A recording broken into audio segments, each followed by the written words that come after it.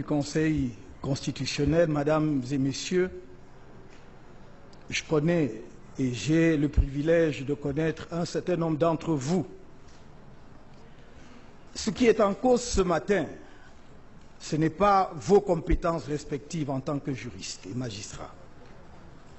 Ce n'est pas votre intégrité personnelle.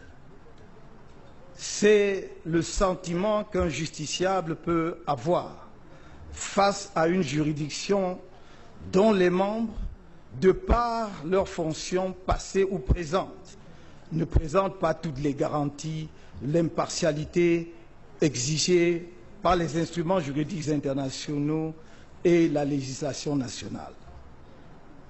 Je peux comprendre la gêne, parce que cette question peut induire le sentiment qu'il y aurait d'emblée disqualification de quelques-uns d'entre vous à connaître du contentieux qui vous a été soumis sur le fond.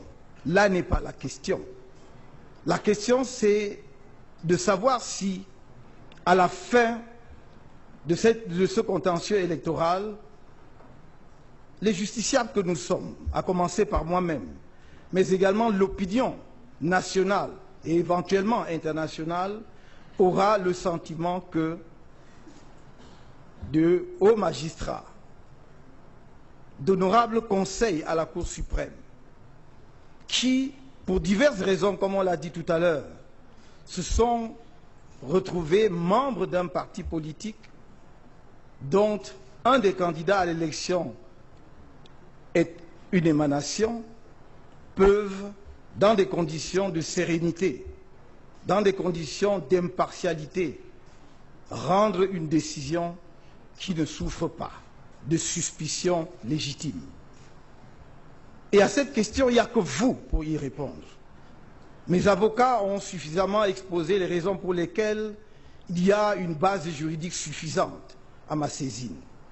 Pourquoi j'ai qualité d'être partie à cette procédure?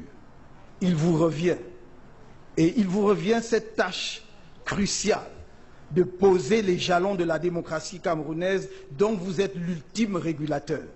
Car après tout, toute élection peut se dérouler, mais celui qui dit ultimement qui a été élu, c'est bien vous-même. Je n'ai pas ici l'occasion de revenir sur le sens et la portée de ma déclaration du 8 décembre.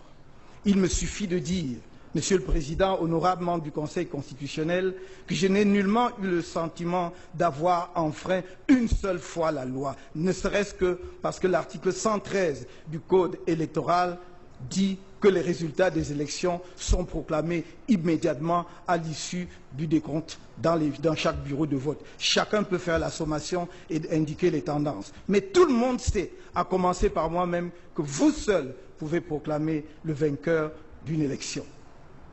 Si je ferme cette parenthèse, je voudrais revenir substantiellement au sens de notre démarche. Ce n'est pas une défiance vis-à-vis de la Cour ou du Conseil. Ce n'est même pas une défiance vis-à-vis des personnes interpellées. C'est simplement la soumission à votre auguste instance de faits, et rien que de faits. Et c'est à vous-même d'examiner ces faits et de savoir ce que vous voulez en faire. Comme on l'a dit tout à l'heure, nous aurions pu ne pas passer par cette phase de la procédure si ceux qui d'entre vous sont concernés par cette procédure de récusation avaient senti, éprouvé la nécessité d'un déport. Vous avez dit, Monsieur le Président, qui donc va recomposer le Conseil constitutionnel si d'aventure notre requête devant vous prospérait? La même personne qui vous nomme. Mais il se trouve d'ailleurs que la même personne, cette personne-là qui vous nomme, était candidate à l'élection qui vient d'avoir lieu, et on voit bien le caractère inextricable de notre système.